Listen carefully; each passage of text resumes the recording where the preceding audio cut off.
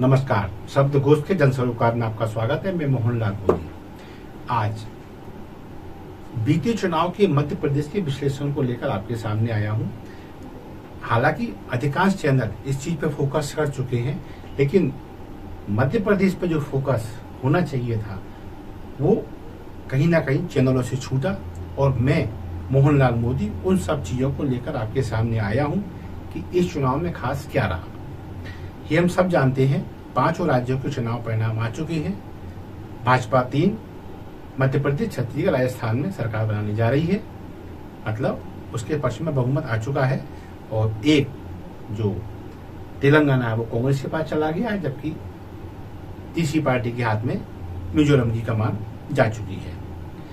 मध्य प्रदेश में बड़ा भौचक्का कर देने वाला परिणाम है।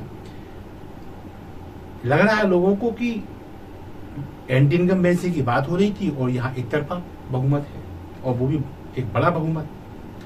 तो इसमें शब्दकोश की जहां तक बात करें तो शब्दकोश में मैंने भी कई बार इस बात को कहा है कि सरकार तो भाजपा की आ रही है, इस पर कभी संशय मेरी बात में नहीं रहा, जितने भी मेरे आप विश्लेषण देखेंगे। लेकिन हाँ, ये बात पे मैं भी अड़िग रहा कि ये प्रकार की सरकार बन जाएगी।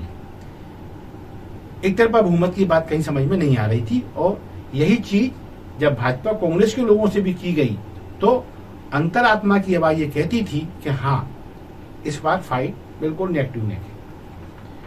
फिर भी इतनी जोर से अगर परिणाम आए तो ये बहुत क्लियर है कि दोनों पक्षों में ही किसी ने नहीं सोचा था कि चुनाव के परिणाम इतने आकस्मिक रहेंगे।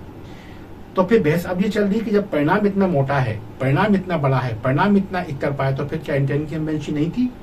तो आज भी लोग कहते हैं, जानकार लोग कहते हैं, मंझे हुए पुराने लोग कहते हैं नहीं, एंटी इनकम्बेंसी थी। तो फिर 163 कैसे बीजेपी की, कांग्रेस एकदम डाउन में कैसे गई? तो इस बारे में कहा जाता है कि एंटी इनकम्बेंसी को कवर करने का काम केंद्र सरकार ने किया, भाजपा के केंद्रीय नेतृत्व ने किया, और वो समझ चुके थे कि यदि एंटी इनकम्बेंसी को नहीं पाटा गया, इससे ध्यान लोगों का नहीं हटाया गया, तो सरकार में आना वापस मुश्किल हो जाएगा। यही कारण है कि नरेंद्र मोदी ने या नड्डा ने या अमित शाह ने जो चौसर बिछाई उसमें शिवराज सिंह को चेहरा नहीं बनाया, यानी एंटी इनकम्बेंसी से लोगों का ध्यान हटा दिया।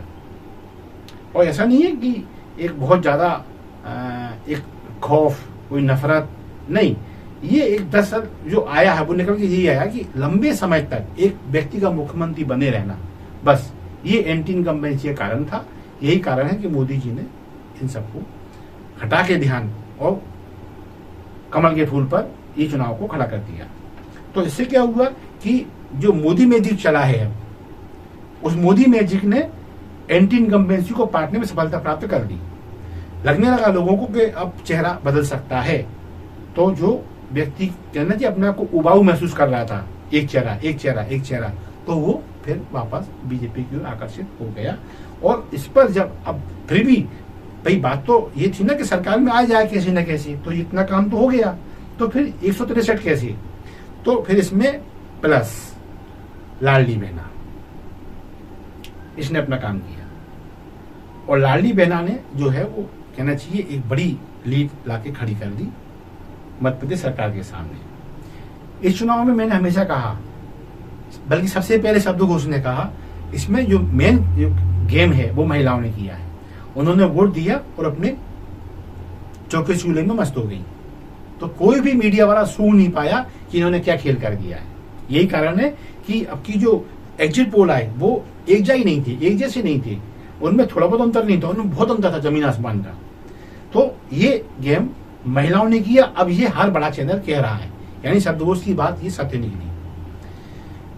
एक और इसमें चीज निकल के सामने आई, वो ये है कि जो ग्वालियर चंबल बेल्ट ने जो इस बार परिणाम दिए हैं, उससे ये बहुत क्लियर हो गई कि 2018 में सरकार बनी थी कांग्रेस की, वो वोट सिंधिया का था, क्योंकि जहां सिंधिया शिफ्ट हुए वहां ये वोट शिफ्ट हो गया।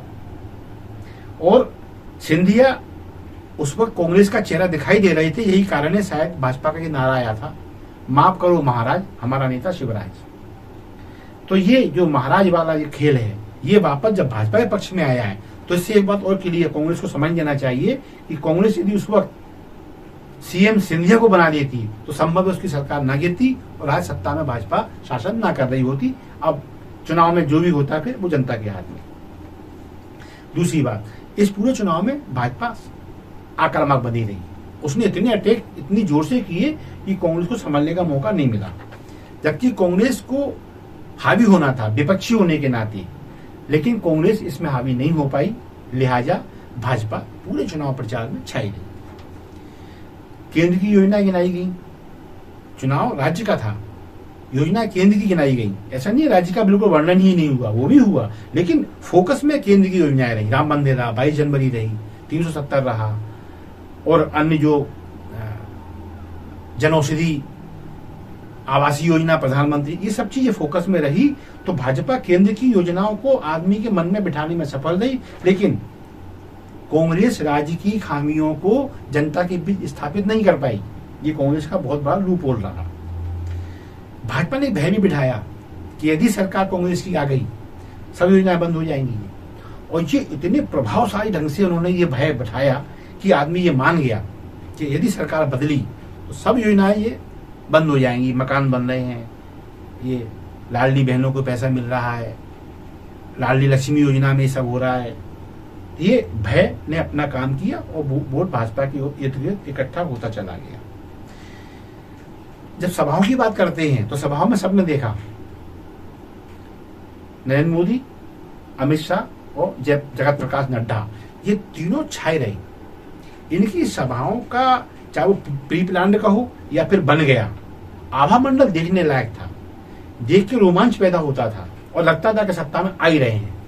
जबकि इनके अपोजिट जो राहुल गांधी, प्रियंका गांधी और मल्लिकार्जुन खड़गे चल रहे थे, वो ऐसा प्रभाव, ऐसा तिलिस्म जनसभाओं में, आम सभाओं में पैदा नहीं कर पाए। ये भी इनकी एक हार का कारण बना। मध्य प्रदेश की बात करें तो कांग्रेस का चुनाव प्रचार 2 लोगों तक केंद्रित रह गया था, कमलनाथ और दिग्विजय सिंह। जबकि कमलनाथ सरकार संभालने में विफल रहे और दिग्विजय सिंह को इतना ज्यादा नेगेटिव आभा मंडल में सेट कर चुकी है भाजपा। कुल मिलाकर ये दोनों चेहरे वो जादू पैदा नहीं कर पाए जिसकी कांग्रेस को आवश्यकता थी। और कोड़ में खास कहां पैदा हुई, जब उन्होंने अखिलेश को अखिलेश विखिलेश कह के मीडिया के सामने अपमानित कर दिया। लिहाजा समाजवादी पार्टी ने अपने प्रत्याशी उदारता से उतारे और कांग्रेस का यथासंभव अधिक से अधिक नुकसान करने का प्रयास किया। ये कांग्रेस की एक और हार की वजह रही। भाजपा की बात करें तो फौज पूरी, स्टार प्रचारकों की फौज, पदाधिकारियों की फौज, मेन मंत्रियों की फौज, मुख्यमंत्री, केंद्र में भी विभिन्न प्रदेशों के मुख्यमंत्री, मतलब झूठ दिया उन्होंने। नतीजा लोग ये मानने के लिए बाध्य होते चले गए, सरकार भाजपा की आ रही है, सरकार डबल इंजन की आ रही है। एक और चीज, कभी भी लड़ाई में, ये चुनाव लड़ाई ही तो है, मुतमईन होकर बैठा नहीं जाता जब तक हाथ में जीत आ ना जाए। उसका प्रमाण देते हैं। कांग्रेस ने ये मान लिया था एंटी इनकम्बेंसी के चलते हम तो आ ही रहे हैं, भाजपा ने कुछ भी कर लिया, खूब आडंबर किया, खूब महिमा मंडल हुए उनके नेता, लेकिन सरकार में हम आ रहे हैं, ये इसको लेके कांग्रेस आश्वस्त थी।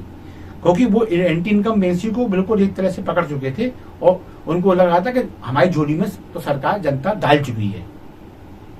यही कारण है कि मतदान के बाद कांग्रेस विश्राम के मूड में चली गई। उसका ध्यान बस कहां चला गया, स्ट्रॉन्ग रूम तक, स्ट्रॉन्ग में जहां पे ईवीएम रखी हुई थी। लेकिन भाजपा ने क्या किया, भाजपा भी ये मान के नहीं चल रही थी 163 आएंगी, उसका प्रमाण है ये। भाजपा ने इस बीच क्या किया, इसके जो बागी प्रत्याशी थे, भाजपा को लगता था जो बागी हमारे जीत सकते हैं, अब उनको मनाना शुरू कर दिया। उनके पीछे आदमी लगा दिए कि कौन किससे प्रभाव में आएगा, ड्यूटियां लगी बकायदा। मतगणना के सुबह तक ये व्यवस्था की जा चुकी थी कि एक एक सीट पर फाइट होगी, इसलिए अपने बागियों को मनाओ, जो लूट कर कांग्रेस में चले गए थे उनको वापस लाने के रास्ते तैयार कर लो। यदि वो जीत रहे हैं तो, कोई आम आदमी पार्टी में चला गया तो यदि जीत रहा है तो उसको तैयार, पहले से मानसिक रूप से तैयार रखो कि हमें अंततः अपनी पार्टी में ही चलना है, हमारी पार्टी मां है। ये व्यवस्था मतगणना होने के सुबह तक थी ये, और तब तक थी जब तक 12-1 बजे के आसपास एकदम रुझान स्पष्ट ना हो गए, तब तक ये तैयारी भाजपा की पूरी थी। यानी एक तो भाजपा ये मान रही थी एक एक सीट की आवश्यकता है और वो मतगणना के दिन तक सक्रिय थी, जबकि कांग्रेस क्या कर रही थी कि जीत जाए तो उनको बेंगलुरु शिफ्ट करना है। यहां से ये निकल के आ रहा था कि हमारे आदमी अब की हॉर्स ट्रेडिंग ना हो जाए। वो ऐसा मान रही थी कि पहले भी हॉर्स ट्रेडिंग हुई थी, इस बार फिर होगी, तो वो दूसरा गणित जमा रहे थे कि जीते हुओं को शिफ्ट करो एमपी के बाहर, ताकि हम सीधा राज्यपाल के सामने स्नैक परेड करा सके।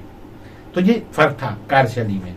अच्छा, अब इसमें क्या हुआ कि भाजपा की रणनीति शुरू से ही बहुत शानदार थी, नवाचार थे उसकी और आक्रामकता थी, और एक ऐसा उन्होंने वातावरण बनाया कि कांग्रेस से भाप ही नहीं पाई। जैसे उसकी प्रत्याशियों की सबसे पहली सूची का बहुत पहले आ जाना और हारे हुए क्षेत्र में अपने आदमी 2-2 महीने पहले छोड़ देना कि जाओ, बहुत लंबा समय है, जमावट करो, क्योंकि सीटें तो हारी हुई थी उनकी।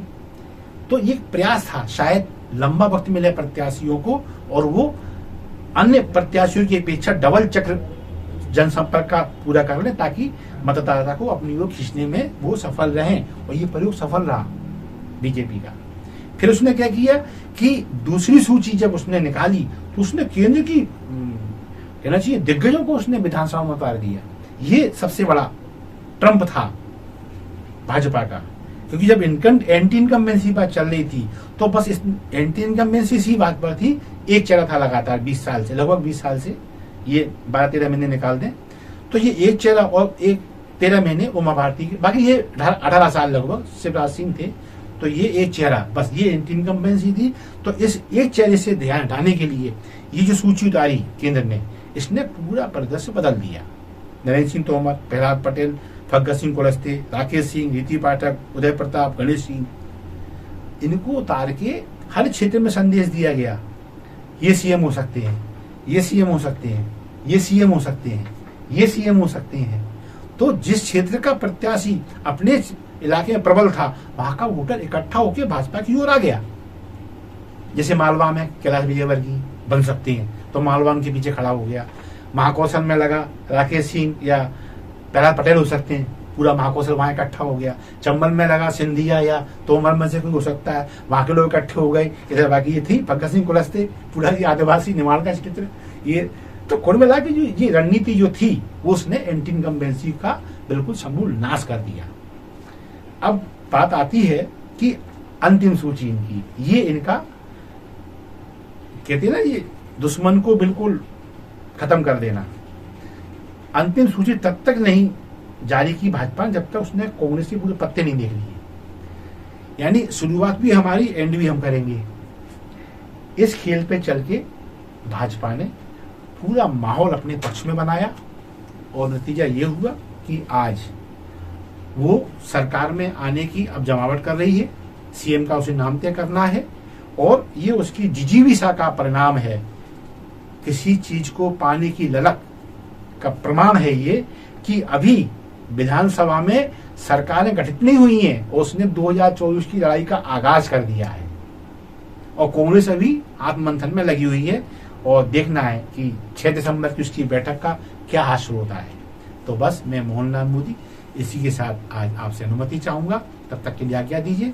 हमारे कंटेंट आपको अच्छे लगते हैं, इन्हें लाइक करें, शेयर करें और शब्दकोश को सब्सक्राइब करना ना भूलें। धन्यवाद। जय हिंद, जय भारत।